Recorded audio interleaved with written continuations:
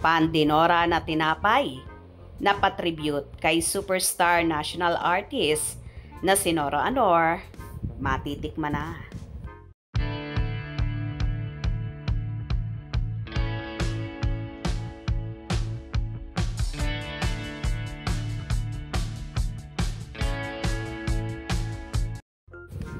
Maglalabas ang Kamuning Bakery ng tinapay na tatawagin nilang Pandinora bilang birthday tribute sa yumaong superstar at national artist na si Nora Aunor.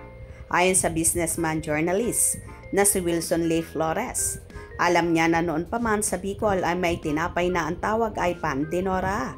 Pero dahil birthday ni Mama Guys sa May 21 at ito ang unang kaarawan ng superstar in heaven, maglalabas nga sila ng tinapay na isusunod nila sa pangalan ng premyadong actress. Say ni Wilson, birthday na ni Miss Nora Aunor sa May 21, kaya maglalabas kami ng Pandinora. Medium size bread siya na parang monay o pandikoko, pero may isang raisins siya. Maaalala mo yung nunal ni Nora sa face, kaya may raisin. Ilalabas namin ito before her birthday sa May 21 as our tribute to the superstar and national artist. Dagdag pa ni Wilson, fan daw siya ni Nora at pinanood niya ang mga pelikula ng superstar. Ang pinakagusto ko sa mga pelikula ni Nora ay yung Himala. Gusto ko rin yung Minsay, Isang Gamo-Gamo, Tatlong Taong Walang Diyos, at iba pa. Chika pa ni Wilson.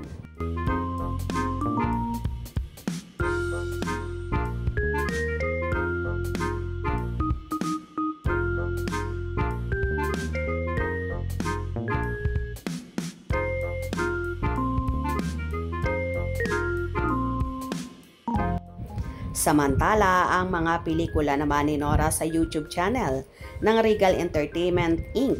ay lalong tumataas ang views dahil binabalik-balikan ito ng mga tagahanga ng superstar.